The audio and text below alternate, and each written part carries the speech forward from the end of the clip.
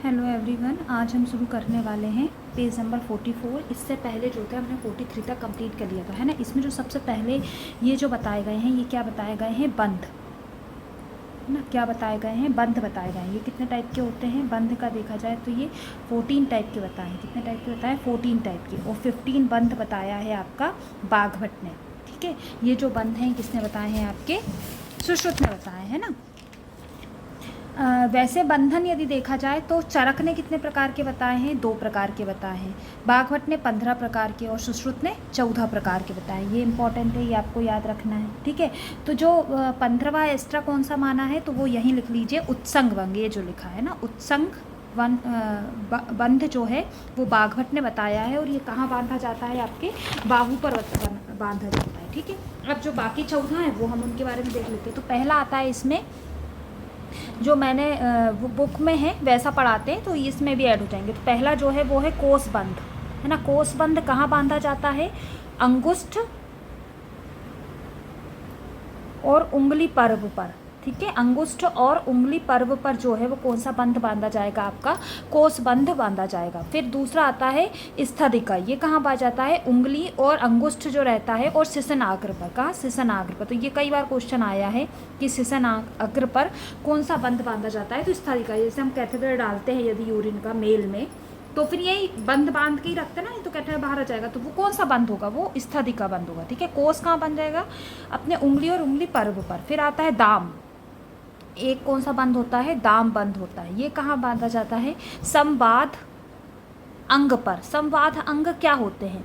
जो ऐठन युक्त अंग होते हैं ना, ऐठन जिनमें ज़्यादा हो, जैसे अपनी पिडली हुआ, ऐठन युक्त अंग जो होते हैं उनमें दाम बंध बांधा जाता है, ठीक है। दाम किनका लगता है? जिसमें ऐठ होती है, ऐसे याद करके याद कर सकते हैं।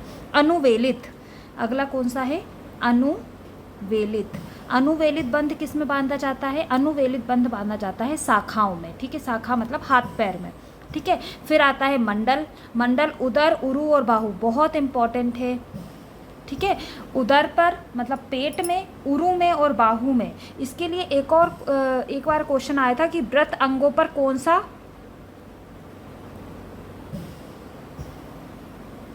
इसके लिए क्वेश्चन आया था कि व्रत अंगों पर कौन सा बंध बांधा जाता है। तो व्रत अंग यानी गोल, तो याद रखना मंडल बंध बांधा जाता है। अनुवेलित लगा के आ गई थी मैं, ठीक है। तो फिर आता है प्रतोली। प्रतोली के लिए भी देखा जाए, प्रतोली कहाँ बांधा जाता है? ये भी इंपॉर्टेंट है प्रतोली, ये भी क्वेश्चन आया है। प्रतोली बांधा जाता है ग्रीवा और मेड्रन में, ठीक है। जबकि सिसन आग्र पे कौन सा बांधा जाता है? स्थदिका। और मेड्रन मतलब पूरे पे मेड्रन पे बांधना है तो प्रतोली बांधेंगे, ठीक है। ये एक इंपॉर्टेंट चीज़ है। पंचांगनी बंग इंपॉर्टेंट है। ऊर्ध्व चतुर्गत आप बता सकते हैं ना, 5 मुखी हनुमान जी, ऊर्ध्व चतुर्गत ऐसे करके याद कर लीजिएगा, ठीक है। फिर आता है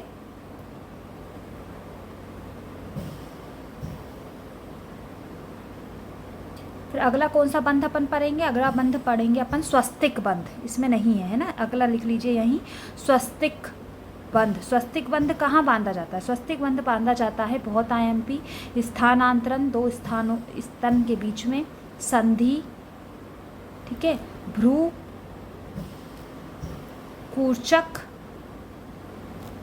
कर्ण और पाणी पाद तल में, ठीक है। पाणी पाद तल में। तो एक बार क्वेश्चन आया था कि संधियों में कौन सा बंध बांधते हैं? तो स्वस्तिक बंध बांधते जाते हैं। तो इसके बाद हर एक का अब अगली बार क्वेश्चन आता है कर्ण में कौन सा बंध बांधते हैं ना, पूरा आएगा तो आप तो लगा ही दोगे टिक, पर यदि एक कोई पूछ लेता है तो वहाँ कन्फ्यूजन हो जाता है। इसलिए याद रखना, स्तनांतरण में, संधि में, भ्रू में, कूर्चक में, कर्ण में और पाणीपाद तल में स्वस्तिक बंध बांधा जाता है, ठीक है। फिर आता है यमक बंध। यमक से आप बना सकते हैं जो संयुक्त व्रण हो उनमें बांधा जाता है। खटवा बंध, खटवा हनु, शंख और गंड पर बांधा जाता है, ठीक है। जबकि हनु संधि में कौन सा बांधा जाएगा? हनु संधि में पंचांगनी बांधा जाता है, याद रखना, ठीक है। हनु संधि में पंचांग में हनुमान करके याद करवाए थे ना, 5 मुखी हनुमान, तो हनु संधि में पंचांगनी है, जबकि हनु में खटवा है, ठीक है। खटवा। चीन बंध कहाँ पाया जाता है? बहुत इंटरेस्टेड क्वेश्चन, बहुत बार पूछा गया है, नेत्र और अपांग में, ठीक है। विबंध बांधा जाता है पीठ, उदर और छाती पे, जबकि उदर और वहाँ पे, तो उदर में 2 बंध हैं, ठीक है। मंडल भी है और उदर में विबंध भी है। तो पृष्ठ, उदर और छाती पे कौन सा बांधा जाएगा? विबंध बंध। वितान, ये भी कई बार क्वेश्चन आया है, वितान सिर पर बांधा जाता है, ठीक है। और गोफड़ा बांधा जाता है ठोड़ी, नासा, ओष्ठ और बस्ती पे। पूरे सिर पे बांधना है तो वितान बांधेंगे, ठीक है। और गोफड़ा एक बार यदि आप सुश्रुत संहिता आपके पास होगी तो एक बार उसमें पीछे जो है इन सबके डायग्राम दिए हैं, तो मैं सजेस्ट करूँगी तो आप एक बार जाके वो डायग्राम देख ले, तो आपको वो पिक्चर से आपको जल्दी याद हो जाता है, ठीक है। तो एक बार देख लीजिएगा वो। तो गोफड़ा बंद में है कहाँ कहाँ बांधा जाएगा? रोडी, नासा, ओष्ठ और बस्ती प्रदेश पे, ठीक है। बस्ती प्रदेश, एक बार क्वेश्चन आया था कि गुद भ्रंश में कौन सा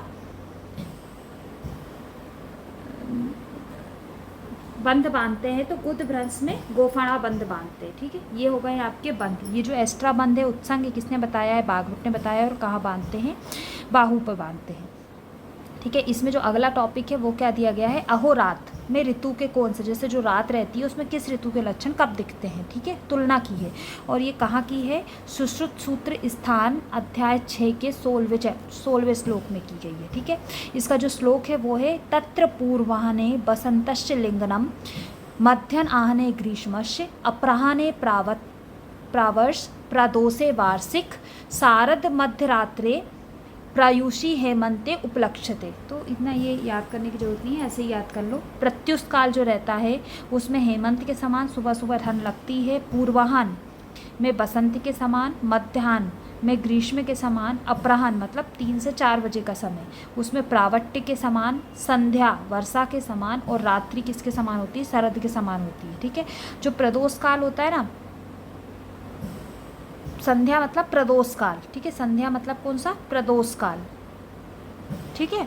इसमें वर्षा के समान। रात्रि का प्रथम पहर यही होता है, ठीक है। रात्रि का प्रथम पहर बोला जाता है, रात्रि का प्रथम पहर, ठीक है। और रात्रि का अंतिम पहर कौन सा होता है? रात्रि का अंतिम पहर प्रत्युष काल बोला जाता है, प्रदोष प्रत्युष, रात्रि का अंतिम पहर,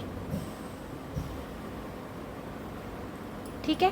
फिर आता है आपका ऋतुओं में प्रवाहित वायु की दिशा, मतलब किस ऋतु में कौन सी वायु की दिशा होती है। तो एक बार ग्रीष्म पे से, हेमंत पे से क्वेश्चन आया है, तो इसको मतलब हल्के में मत लेना, आते हैं इस पे क्वेश्चन। हेमंत ऋतु HU से याद कर लो, हेमंत ऋतु उत्तर, ठीक है। ग्रीष्म ऋतु नृत्य दिशा, ठीक है, इसको याद करना है। ग्रीष्म में राक्षसी बाहर घूमते हैं तो नृत्य दिशा से वायु, ठीक है। फिर आता है आपका बसंत ऋतु दक्षिण दिशा, BD, ठीक है। प्रावट्य ऋतु पश्चिम दिशा, P से पश्चिम, ठीक है। बाकी तो आप लगा ही दोगे, पर ये आते हैं इसमें क्वेश्चन, इसलिए इसको एक बार अच्छे से पढ़ना है। फिर आता है दोष प्रकोपक काल। दोष प्रकोपक काल मतलब वात का प्रकोप कब होगा, पित्त का प्रकोप होगा कब, और कफ का प्रकोप कब होगा। तो वात का प्रकोप प्रत्युष काल में, रात्रि के अंतिम पहर में, अपराह्न में, ठीक है, दोपहर में।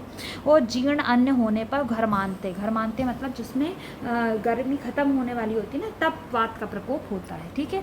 घर्म मतलब होता है स्वेद, पसीना। पित्त का प्रकोप होता है मध्याह्न में, अर्धरात्रि में, जीर्ण अन्न जीर्ण होते समय, ठीक है। और मेघ के अंत में, ठीक है, मेघ के अंत में। इस पे से कभी क्वेश्चन आया नहीं है पर पढ़ लेते हैं, यदि वो सामने दिया है, यदि इसमें है तो इम्पोर्टेंट होगा ही। ये इंटरव्यू में ज़्यादा इम्पोर्टेंट करते हैं ना, क्योंकि अपन को इसके अनुसार औषधियाँ देनी पड़ती है। दोष कफ प्रकोपक काल कब होता है? प्रदोष में, पूर्वाह्न में, भुक्त मात्रे और बसंत में, ठीक है। प्रदोष काल में, पूर्वाह्न में, भुक्त मात्रे और बसंत ऋतु में कौन सा होता है आपका? दोष प्रकोपक काल बताया गया है। फिर आता है आपका दोष के अनुसार प्रकोप, प्रसार और संचय के लक्षण, ये भी बहुत इंपॉर्टेंट है, ठीक है। प्रसार अवस्था कितने प्रकार की बताई है? प्रसार अवस्था जो है वो 15 प्रकार से बताई है, निमी ने, है ना, 15 प्रकार से निमी ने बताई है, ये इंपॉर्टेंट है। अब वात प्रकोप, वात के संचय का लक्षण क्या है? स्था पूर्ण कोष्ठा, मतलब जब वात रुक जाएगी, संचय होने लगेगा तो कोष्ठ में कैसा रहेगा? जैसे स्तब्धता, कुछ अड़ग रहा है ना। प्रकोप हो गया, ज़्यादा बढ़ गई तो क्या हुआ? तोड़ होने लगेगा और वो घूमने लगेगी, संचरण होगा। प्रसर, बाहर निकल गई तो वायु विमार्ग गमन और क्या हो जाएगा? आटोप हो जाएगा, ठीक है। तो VA से याद रखना, वायु विमार्ग गमन और आटोप। पित्त का संचय हो रहा है तो क्या होगा? पित्त आभासता, पीला दिखने लगेगा। मंद ऊष्मा, ये इंपॉर्टेंट है। और अंगानाम, ठीक है। अंगों की ऊष्मा क्या हो जाएगी, मंद हो जाएगी, ठीक है, क्योंकि पित्त का संचय हो रहा है, कलेक्ट हो रहा है पित्त, तो जो अंग में पित्त है जिसके कारण ऊष्मा है वो पेट में आता रहेगा ना, इसलिए मंद ऊष्मा हो जाएगी, ठीक है। अम्लिका, पिपासा और परिदाह, इसमें याद रखना ओस और चोस धूमायन, ये तो आप बता ही दोगे, ठीक है। अम्लिका, पिपासा, परिदाह कई बार क्वेश्चन आया है, ये प्रकोप का लक्षण है। कफ प्रकोप संचय का लक्षण क्या है, गौरव और आलस्य और 6 कारणों से विद्वेष। यदि ठंड है तो गर्म पानी, अपन तो सर्दी होने वाली होती है तो अपन को गर्म पानी पीने की इच्छा होती है, ठीक है। अन्य द्वेष, हृदय उत्क्लेश, ये भी है, ठीक है। आरोचक, आविपाक, अंगसाद और छर्दी, तो छर्दी पे एक और क्वेश्चन आया है, तो छर्दी जो है वो प्रसर का लक्षण है। आई थिंक ईजी है क्योंकि अपन फर्स्ट प्रॉप से पढ़ रहे होते, तो इसमें कोई भी ट्रिक याद करने की ज़रूरत नहीं है, जो क्वेश्चन आए हैं वो मैंने आपको बता दिए हैं। अब आता है जो व्रण स्त्राव हैं ना, जो व्रण वस्तु हैं, 8 व्रण वस्तु कौन सी है, त्वचा, मांस, सिरा, स्नायु, अस्थि, मज्जा, संधि, कोष्ठ और मर्म, ये 8 व्रण वस्तु बताइए चरक में, है ना। इसमें कौन कौन से स्त्राव होते हैं, तो कैसे होंगे, और ये कहाँ बताया है, व्रण वस्तु सुश्रुत सूत्र स्थान, सॉरी चरक बोला था मैंने, सुश्रुत है वो, सुश्रुत सूत्र स्थान अध्याय 22 के 8वें श्लोक में इसका वर्णन है। तो सबसे पहले जो होता है त्वचा, त्वचा के पे व्रण होगा तो कैसा स्त्राव निकलेगा, तो इसमें आप कोटेशन लिखिए, है ना, कोटेशन से क्वेश्चन आते हैं, इस टाइप से क्वेश्चन नहीं आते हैं कि कैसा स्त्राव होगा, तो मैं कोटेशन आपको बताती हूँ, वो नोट करके चलिएगा, इधर बताती हूँ मैं, है ना, इसका अलग ही लिख लीजिए। तो त्वचा, त्वचा का क्या होगा, त्वचा में होता है सलिल प्रकाशो, है ना, जल के समान नहीं, सलिल प्रकाशो को टर्म आएगा, सलिल प्रकाशो, किंचित कुछ, विश्रम कुछ, दुर्गंधित और पीत वर्ण का, और क्या होगा, पीत वर्ण का, ये त्वचा का है, ठीक है। फिर अगला है आपका मांस, 8 व्रण वस्तु हैं, अगली कौन सी है, मांस। मांस में कैसा हो जाएगा, सर्पी प्रकाशम, ठीक है, घी के समान निकलेगा, सर्पी प्रकाशम, ठीक है। सांद्र पिच्छिल, सांद्र पिच्छिल, ठीक है। सिरा में क्या होगा, सिरा में देखा जाए तो सिरा में होगा आपका स्याव और अवसाय, अवसाय मतलब ओस के समान रक्त स्त्राव, ठीक है, ये किस में होगा, सिरा में। फिर स्नायु में क्या होगा, स्नायु में देखा जाए तो नासागत, ये बहुत इंपॉर्टेंट है, कई बार आया है, नासागत पित्त श्लेष्म सम श्रृंगार, ये शब्द आया है, ठीक है, श्रृंगार सादृश, तो ये जो कोटेशन है ना ये आई है, स्नायु में निकलता है। अस्थि में, अस्थि वाइट होती है तो कैसे निकलेगा, सुक्ति धोत, है ना, जैसे सीप धो दी हो वैसे, सुक्ति धोत निसार, उसमें कोई सार नहीं रहेगा, ठीक है। और क्या, मज्जा मिश्रित संरुधि, क्या, मज्जा मिश्रित सारुधिर, रुधिर भी रहेगा थोड़ा सा, ठीक है, ये किस में रहेगा, अस्थि में। मज्जा में क्या आएगा, मज्जा में मज्जा मिश्रित नहीं है, मज्जा मिश्रित अस्थि में है, और मज्जा में है स्निग्ध और रुधिर युक्त, ठीक है, थोड़ा स्निग्ध निकलेगा और रुधिर युक्त निकलेगा, ठीक है। संधि में ये भी आया है एक बार, संधिगत में, संधिगत यदि व्रण है तो कैसा निकलेगा, पिण्यमानो न प्रवर्तते पिछलो अविलंब, मतलब चाशनी के समान, ठीक है, इसमें इसका शब्द है पिड्यमानो न प्रवर्तते पिछलो आवलम, ठीक है, ये शब्द आया है, तो चाशनी के समान, चाशनी के समान किस में निकलेगा आपका, संधिगत में निकलेगा। कोष्ठगत में क्या निकलेगा, कोष्ठगत में देखा जाए तो रक्त, मूत्र, पुरीस, प्यू, उदक, ये सब निकलेंगे, ठीक है। फिर आता है मर्मगत, मर्मगत में मिश्रित लक्षण है, ठीक है, सभी के,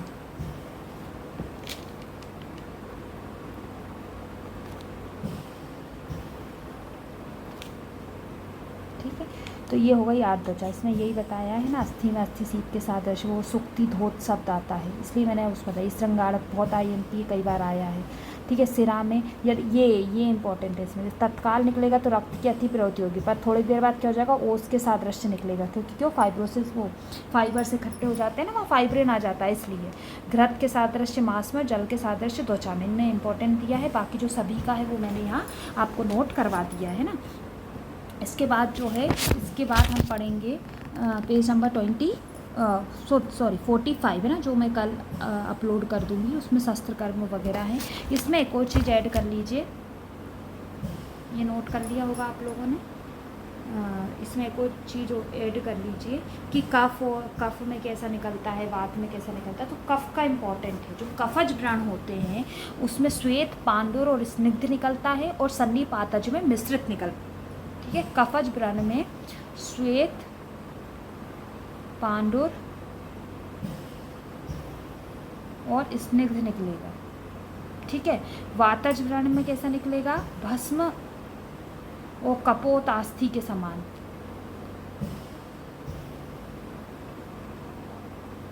ठीक है, पित्तज व्रण में, पित्तज में निकलेगा कपिल और पिंगल।